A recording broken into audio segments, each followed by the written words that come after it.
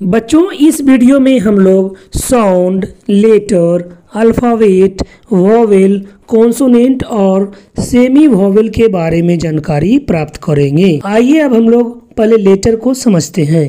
यह ध्वनि साउंड का ही प्रतीक होता है, साउंड का ही रूप होता है, क्योंकि जब ध्वनि अर्थपूर्ण हो जाती है तो उसे अक्षर कहते हैं। अल्फ़ाबेट किसे कहते हैं? किसी भी भाषा में अक्षरों के पूरे समूह को वर्णमाला कहा जाता है। किसी भी भाषा की जो सबसे छोटी इकाई होती है उसे ही वर्णमाला या अक्षर कहते हैं। अल्फ़ाबेट किसी भी भाषा की सबसे छोटी इकाई होती है, चाहे वह हिंदी हो या अंग्रेजी हो या अन्य कोई भाषा ही क्यों न हो। अंग्रेजी वर्णमाला में कुल 26 अक्षर होते हैं, जिसे उच्चारण के आधार पर निम्नलिखित 3 भागों में वर्गीकृत किया जाता है: वॉवेल स्वर, कॉन्सोनेंट व्यंजन, सेमी वॉवेल अर्ध स्वर। आप नीचे लिस्ट देख सकते हैं अल्फ़ाबेट का, जिसमें सबसे बाएं तरफ वॉवेल है और बाकी कॉन्सोनेंट है। ए, ई, आई, ओ, यू का उच्चारण यदि हम लोग करते हैं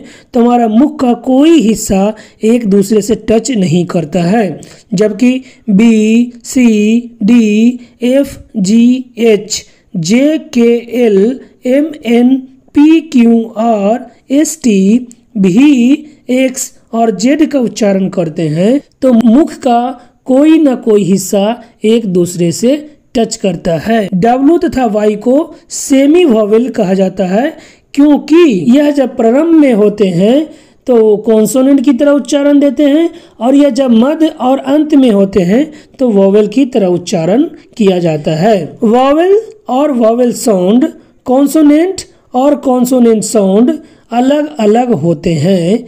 यहाँ ध्यान देने वाली बात यह है कि अ या अन, द या दी का प्रयोग शब्द के उच्चारण पर निर्भर करता है, ना कि उसके स्पेलिंग पे।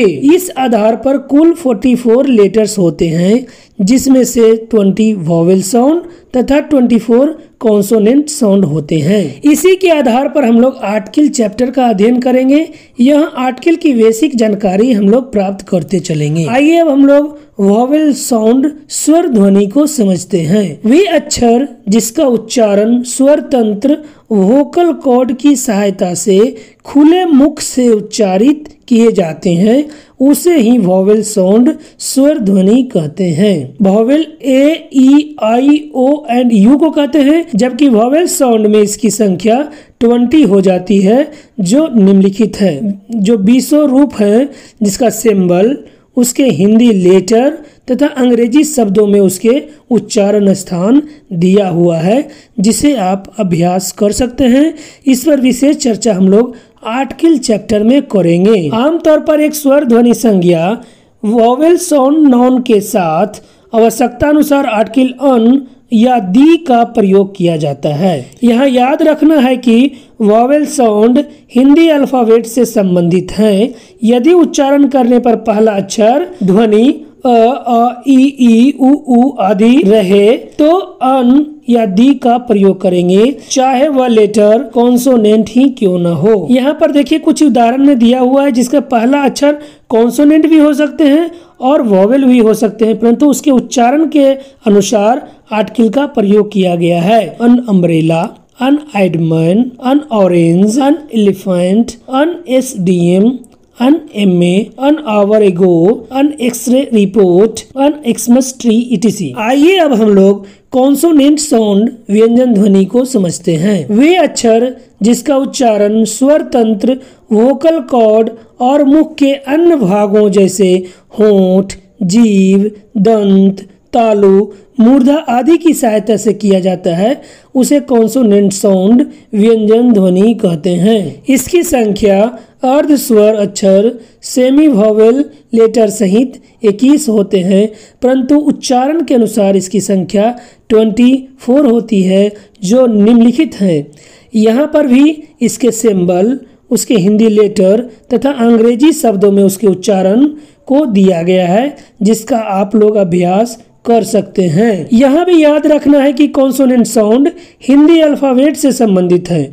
उच्चारण करने पर यदि पहला ध्वनि क वर्ग, च वर्ग, ट वर्ग, तवर्ग आदि में से कोई एक से प्रारंभ हो तो उसके साथ आर्टिकल अ अथवा द का प्रयोग करेंगे आवश्यकता अनुसार, चाहे वह वॉवेल लेटर ही क्यों न हो। एग्जाम्पल में यह university professor, a unique way, a BA student, a 1 rupee note, the sun, the moon, the east, the west, it is. आइए अब हम लोग सेमी वॉवेल अर्ध स्वर को समझते हैं।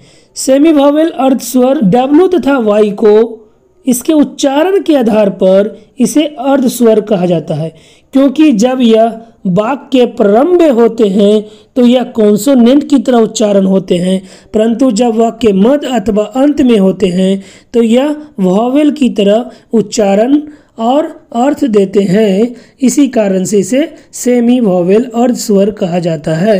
एग्जाम्पल के रूप में स्टडे, बाई, शाई, क्राई, शाओ, येलो, etc। यहाँ तक समझने में कोई समस्या नहीं हुई होगी, तो अगले वीडियो में हम लोग वर्ड, वोकेबलरी और सिलेबल को समझेंगे।